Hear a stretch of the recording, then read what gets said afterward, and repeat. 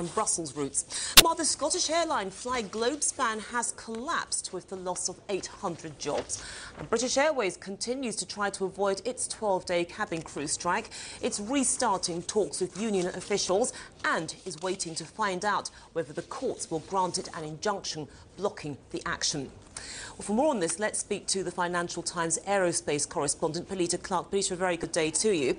When you look at this, the union behind this situation with BA does appear to be divided, because you've had one of the bosses saying industrial action is over the top and another trying to justify it. If there is a divide, does that play into BA's hands at all? Well, if there is a serious divide, that clearly will play into BA's hands.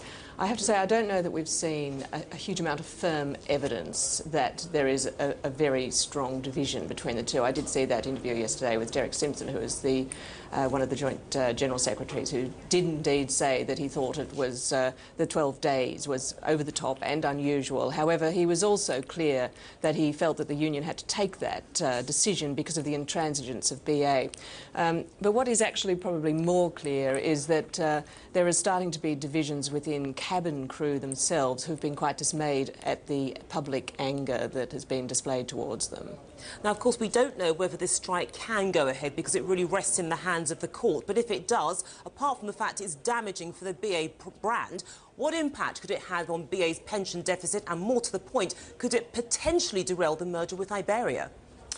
Well, some analysts are suggesting that if it does go ahead, it could cost BA up to £30 million a day.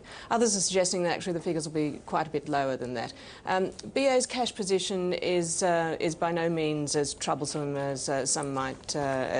people shouldn't imagine it's about to go bankrupt. That's not the case. They can probably ride this out. But long term, they do indeed, as you say, have this £3.7 billion pension deficit, and they have to come to an agreement with the trustees on how to cope with this before the middle of June next year. And if Iberia is unhappy with the way in which that deficit is resolved and the recovery plan that will be done between the trustees and the company, if they're unhappy with the terms of that, they do have the right to pull out of the deal. Now, at the moment, it's far too early to suggest that that will happen, and it would be unlikely, in my view, it will happen. But it is, long-term, just something else that Willie Walsh has to deal with. OK, so some challenging times ahead there for BA. But Pelita Clark, thank you so much for joining us with your assessment there of that situation at British Airways. Let's take a look at some of the day's other business headlines.